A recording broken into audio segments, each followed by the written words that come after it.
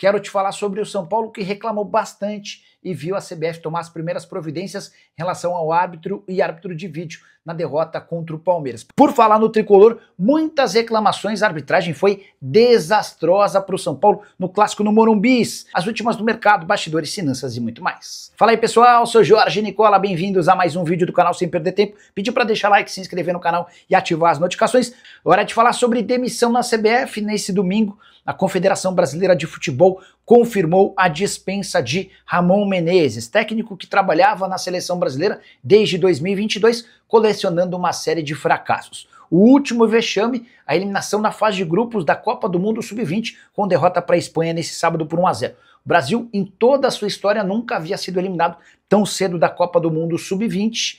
Passagem no campeonato, na Copa do Mundo lá no Chile, de um empate contra o México, derrotas para Marrocos e também Espanha e a lanterna do grupo. Antes disso, Ramon Menezes já havia sido um fracasso como técnico interino, substituindo o Tite, com 2 derrotas e apenas a vitória contra a Guiné. Colecionou um 6-0 contra, num clássico contra a Argentina no Sul-Americano desse ano. Também não conseguiu classificar a seleção brasileira para a Olimpíada de Paris. Só não consigo entender como Ramon Menezes se sustentou por tanto tempo à frente de cargos na seleção brasileira, que a escolha de um novo substituto seja bem feita, até porque categoria e talento não falta, mas a preparação e os treinadores da seleção têm sido um grande furo na água. Hora de falar sobre o Palmeiras e de mais uma vitória, essa com pinta de campeão. Palmeiras perdia por 2-0 para o São Paulo no Morumbi, primeiro tempo horroroso do Verdão. Abel Ferreira fez 3 mexidas no intervalo, o Maurício acabou entrando no lugar do Rafael Veiga, o Jai perdeu a vaga para o Alan e o Murilo perdeu a vaga para o Bruno Fux. E o Palmeiras melhorou na etapa final, chegou ao gol do 2-1 com o Vitor Roque, fez o 2-2 e mais um bonito gol do Flaco Lopes, e o gol da vitória nasceu de uma cabeçada de Ramon Sos, um dos maiores investimentos da história da Alviverde, jogador comprado do Nottingham Forest por 90 milhões de reais, e ele aparece no finalzinho da partida para cabecear e assegurar 3 pontos fundamentais que permitiram, ainda que momentaneamente, que o Palmeiras virasse líder do Campeonato Brasileiro com a mesma pontuação do Flamengo, mas levando vantagem nos critérios de desempate. Queria completar que além dessa vitória por 3-2, o Palmeiras manteve uma freguesia em cima do São Paulo. Já são 4 anos de Campeonato Brasileiro sem perder esse clássico.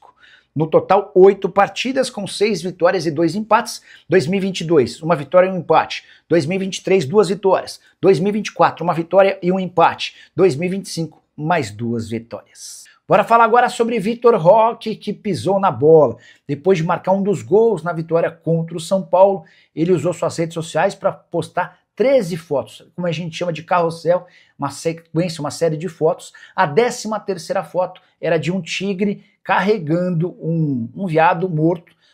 O tigre carregava esse veado pela boca, fazendo uma alusão a ele. O Vitor Roque é conhecido como tigre e associando o São Paulo a um veado.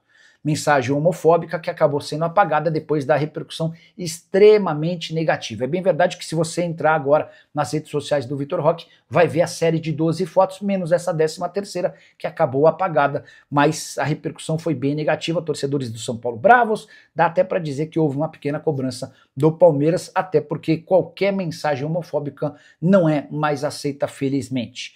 Só para completar em relação ao Verdão, vitória fora de casa contra o São Paulo, mesmo com a arbitragem super polêmica, fez bem demais ao Palmeiras no Campeonato Brasileiro. Além de ter virado líder, o Verdão se tornou o favorito ao título. De acordo com a Universidade Federal de Minas Gerais, Departamento de Matemática, hoje o Palmeiras aparece com 60,6% de chances de título, contra 31,5% de chances do Flamengo e apenas 7,4% de chances do Cruzeiro.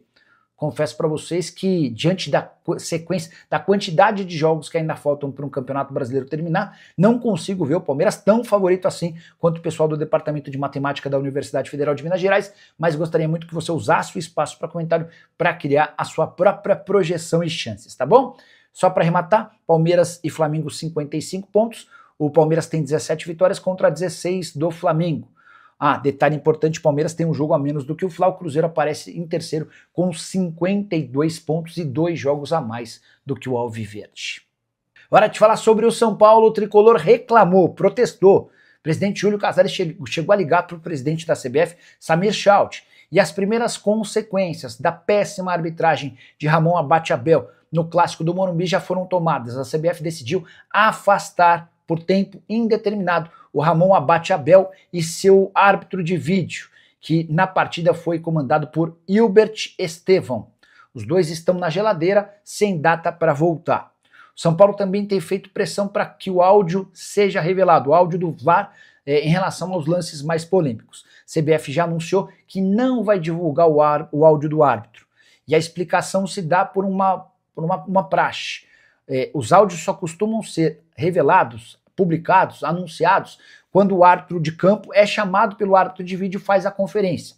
Nos casos dos 4 lances polêmicos na visão do São Paulo, em nenhum deles o árbitro de vídeo conseguiu chamar o Ramon Abate-Abel para visualizar. Então não há essa divulgação. Nicola, então quer dizer que o São Paulo não vai ter acesso aos vídeos? Não. O São Paulo pode requisitar, e já o fez, junto à CBF, para que ele possa ter acesso aos áudios, mas esses áudios não podem ser publicados. O São Paulo reclama de 4 lances, em 3 dá para dizer que há interferência direta. Primeiro deles, um pênalti não marcado do Alan em cima do Tapia. O São Paulo vencia por 2-0, era a chance de converter no pênalti, abrir 3-0. Logo depois, o Andreas Pereira pisa na bola, o pé dele escapa e atinge com muita força a canela e depois o pé do Marcos Antônio. Era lance para cartão vermelho, o árbitro deu apenas cartão amarelo. E um terceiro lance ainda polêmico do início do gol do Vitor Roque. Esse gol nasce de uma entrada muito forte do Gustavo Gomes no Tapia.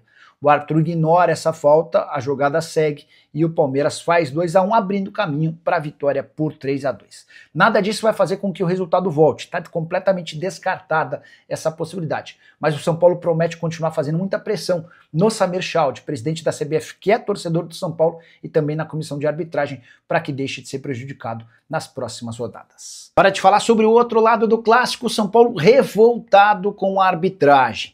É que o tricolor vencia por 2-0 quando teve 2 lances capitais, com decisões a favor do Palmeiras, e todo mundo é unânime em dizer que a arbitragem favoreceu o Verdão, prejudicando o São Paulo. Bora contar um pouquinho da história desse clássico na ótica tricolor.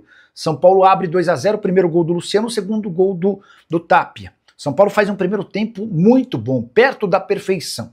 Veio o segundo tempo e o São Paulo tem a chance de fazer o 3-0 numa cobrança de pênalti. Luciano recebe uma bola cara a cara com o goleiro Everton, toca errado, a bola escapa do Tapia, mas o Alan escorrega e acaba cometendo o pênalti no Tapia. Isso ficou muito claro.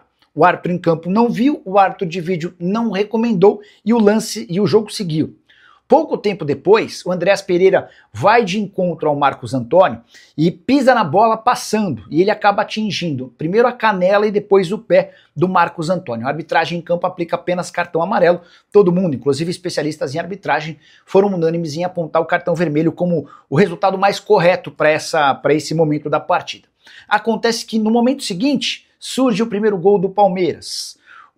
Até uma discussão de torcedores do São Paulo em relação à possível falta do Gustavo Gomes no Tapia. Eu não vi essa falta. E o lance seguiu até a cabeçada do Vitor Roque para o primeiro gol alviverde. A alegação do São Paulo é de que se o pênalti tivesse sido marcado do Alan em cima do Tapia, o tricolor teria a chance de fazer 3-0, liquidando com qualquer chance do Palmeiras. Eram 3 pontos fundamentais que permitiriam ao São Paulo voltar ao G6. O São Paulo, com o resultado de derrota, mais uma no Campeonato Brasileiro, estaciona na sua pontuação atual, 38 pontos, 8ª colocação. Carlos Belmonte, depois da partida, disse, abre aspas, não é possível que o VAR estava aqui hoje. Não dar o pênalti no Tapia quando a partida estava 2-0 é inacreditável. O VAR no futebol brasileiro é uma vergonha. Carlos Belmonte, diretor de futebol que andou sumido, em meio a muitas críticas e risco de demissão, mas ele reapareceu para criticar, na minha opinião, de maneira justa, a arbitragem. E você, o que pensa desse Palmeiras 3, São Paulo 2? Já usa o espaço para comentário, para registrar sua opinião.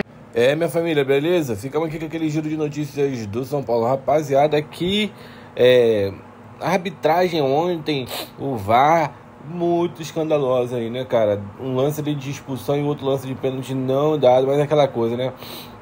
Se fosse pro Palmeiras já teria feito tudo o que devia fazer. Eu não vejo só isso não. Também vejo no primeiro lance, no primeiro tempo, que ninguém comenta. O Piquerez Eu não sei se foi o Piquerez ou o Giai que deu um soco na cara do jogador do São Paulo, logo no primeiro tempo, logo no início. E depois teve uma outra entrada violenta do Rafael Veiga, logo depois. Um carrinho pegou no tornozelo do jogador do São Paulo, se não me engano, eu esqueci o nome dele. Bateu no pé, no calcanhar. Pra mim é lance de cartão vermelho. O lance do pênalti e a entrada em cima do Marco Antônio. Pra mim era 3 expulsão ali, tá? 3 expulsão mais o pênalti. E não foi dado. Complicado demais.